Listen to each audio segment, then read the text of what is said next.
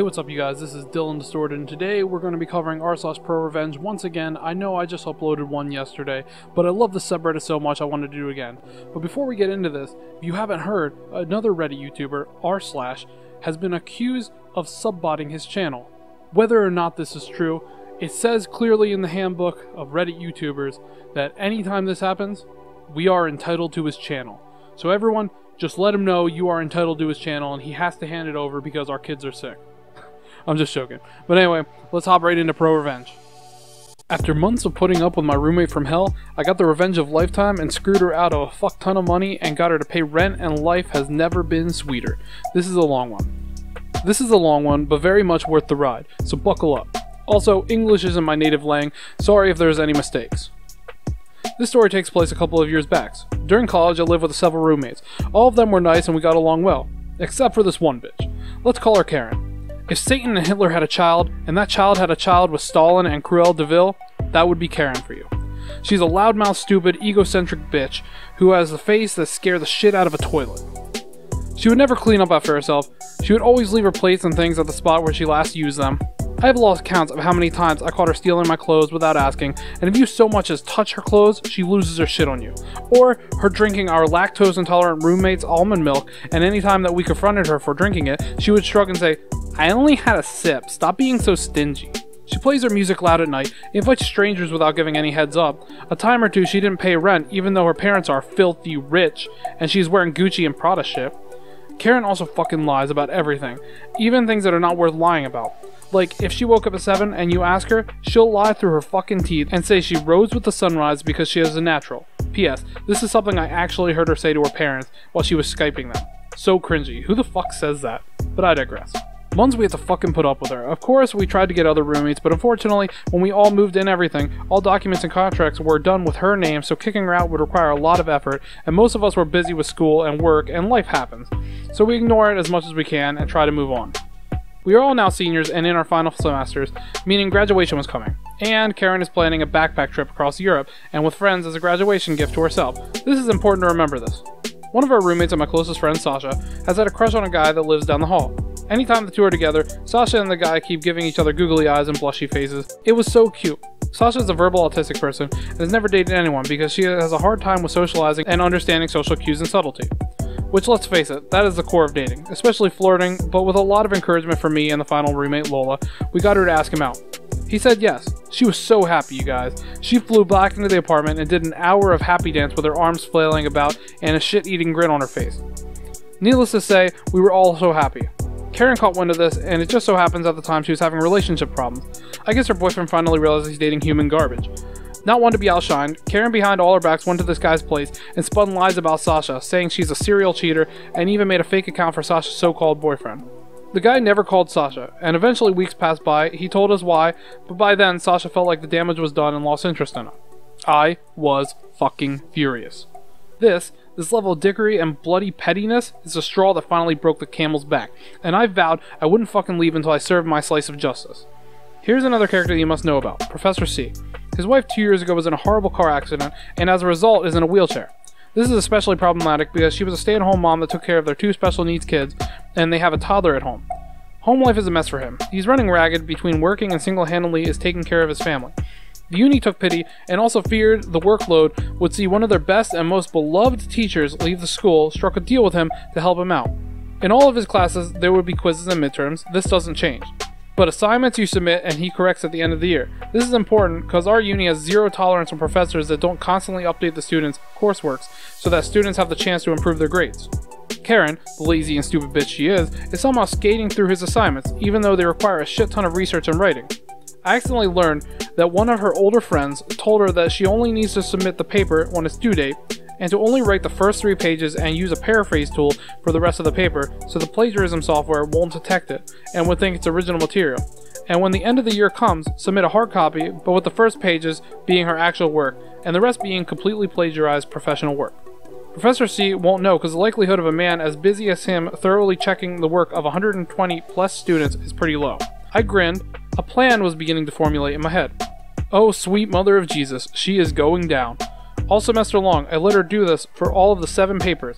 One of them, which is a term paper, that has 20% on it alone, All the while, I spied and gathered all of her passcodes, social media, her student ID, everything.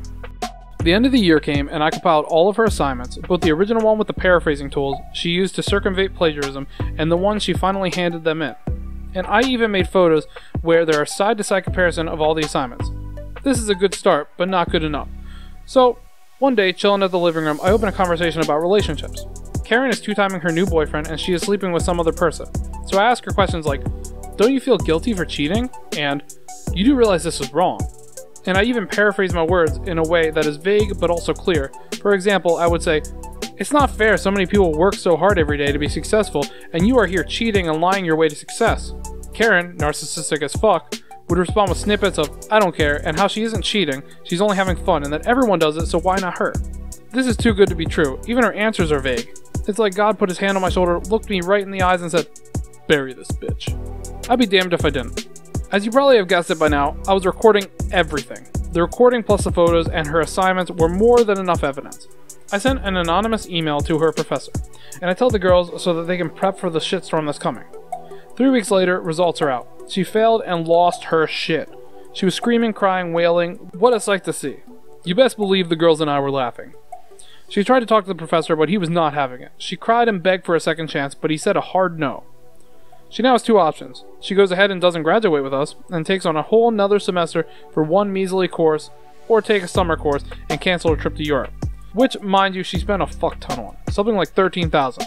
And I know it could have been much cheaper, but Princess Karen only wanted the best. The next couple weeks she spent sleepless nights because she was calling and canceling all of the reservations she made, trying to get her money back. But, again, God was really out for blood that day. Because the cancellation was so close to some of her trip, most places refused to refund. Or some charged her cancellation fees. She only managed to scrap $5.5 thousand back together, losing $7.5 thousand. Ouch. It's not over. Having damning evidence, I, with earned gusto, told her she was going to pay all of the bills till we moved out, which was in 2 months. Payback for all of the time she was late on payment or defaulted, and she would from now on do her part of the house chores, or else I'm gonna send it all to the admin and faculty dean, and she will for sure be kicked out, and all of those uni years will have been for nothing. She hated it. She fucking threw tantrums and cussed me out, but my god if she didn't do what's told. She cleaned herself, apologized to Sasha for what she did. I forced her to come clean to her boyfriend. Don't know the guy, but the few times I met him, he was super sweet to us, and I felt bad for the guy. I watched her actually do the dishes for the first time in like years. It was fucking amazing, and I don't regret it one bit. In fact, anytime I feel sad now as an adult, I kick back my feet and reminisce, and a slow shit-eating grin draws itself upon my face. This is great. I had this one guy in high school who would always plagiarize everything, and like he was the biggest slacker, and it was always really infuriating because every assignment that we did, everyone like saw his grades. He got like A+ and everything, but he never did the actual work. You never saw him doing actual work, but he would always get these really good grades. Until one day, he ends up talking really loud about everything. So I got him to talk on the subject when we were out in the hallway. He thought no one was around because it was about lunchtime, and all the teachers that were going to lunch, and all of them were in their rooms. But what he didn't know is that I was actually really good friends with one of the teachers, and I told her, "Hey, I can prove he's cheating. Just stand by the door." And so she was standing by the door, and he goes on this big tirade about how he's smarter than all of us because he just plagiarizes his assignments, and we should all do it too. And he goes off, and then the teacher walks out and sends him straight to the principal's office. It was the best revenge ever because it was so annoying how he would always brag that he got such good grades and didn't have to put any work in. Well, looks like you got detention now, buddy. Okay guys, next we're going to be doing something very special that I've never done on this channel yet. I actually had fan submitted stories. Right now I'm just going to go into one of them, but submit more stories and maybe I'll do a full episode of this. Had an English teacher back in my sophomore year, and she hated the guts out of every male student in her class. Myself especially, since I was a quiet kid in her class, but also had grown out of my timid middle school self, so I took no bull from anyone if I knew they were in the wrong.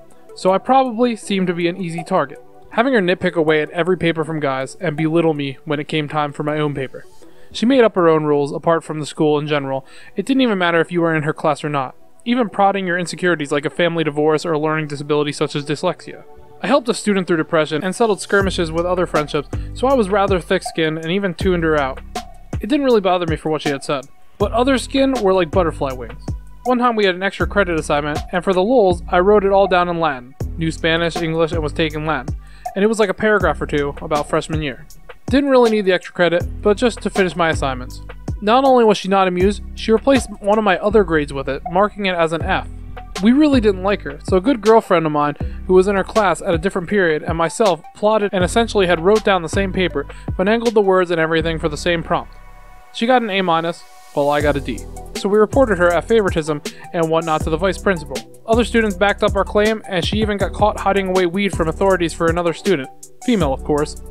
Needless to say, she got terminated. Man, your teacher was a huge dick. Which is kind of ironic if you think about it, because she hated everybody with dicks. The moral of the story is don't be a dick to the people with dicks, because that makes you a dick and you're gonna get sucked. Okay guys, hope you enjoyed. This was r/ProRevenge.